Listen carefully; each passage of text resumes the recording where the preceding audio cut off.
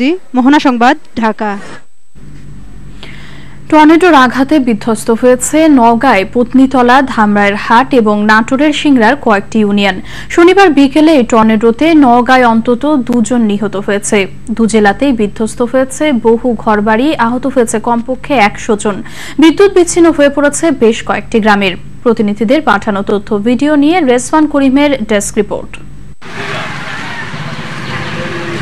নওগাঁর পত্নীতলা ও ধামাইরহাটে ঘূর্ণিঝড়ে কমপক্ষে 300 কাঁচাবাঁকা ঘরবাড়ি বিধ্বস্ত হয়েছে। বহু দোকানপাট, শিক্ষা প্রতিষ্ঠানে টিনের চালা উড়ে গেছে। এতে নিহত হয়েছে 2 জন। উপজেলা প্রশাসন জানিয়েছে প্রায় 4000 হেক্টর জমির বোরো ধান নষ্ট হয়ে গেছে। শিলাঝড়ে নাটোরে 5টি ইউনিয়নের 40টি গ্রামের 5 শতাধিক ঘরবাড়ি বিধ্বস্ত হয়েছে। ঝড়ের কবলে নারী, শিশুসহ আহত হয়েছে 50 জন। মারা গেছে গবাদি পশু। গাছপালা ও বৈদ্যুতিক খুঁটি উপড়ে পড়ায় বিচ্ছিন্ন রয়েছে বিদ্যুৎ সংযোগ। সহায় সম্বল হারিয়ে খোলা আকাশের নিচে বাস করছে অনেকে।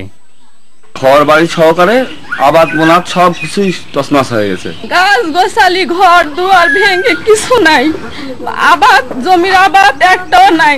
অসহায় পড়ে আছি এবং জমির মাঠের আবাদ বোনাত সব নিশ্চিহ্ন হয়ে গেছে, কিছুই নাই। গরু বাছুর কত মারা গেছে, কত জন ঘরের তলে পড়ে আদামরা হচ্ছে। এদিকে ক্ষতিগ্রস্তদের সহায়তায় প্রয়োজনীয় ব্যবস্থা গ্রহণ করা হচ্ছে বলে জানালেন উপজেলা নির্বাহী কর্মকর্তা। এবং এই ক্ষতিগ্রস্তদের তালিকা তৈরি করার জন্য আমরা ইউনিয়ন পরিষদের চেয়ারম্যানকে ইতিমধ্যে অনুরোধ করেছি তাদেরকে। তারা এই তালিকা দিলে আমরা সরজমিনে যাচাই বাছাই করে এই তালিকা আমরা মন্ত্রণালয়ে প্রেরণ করব।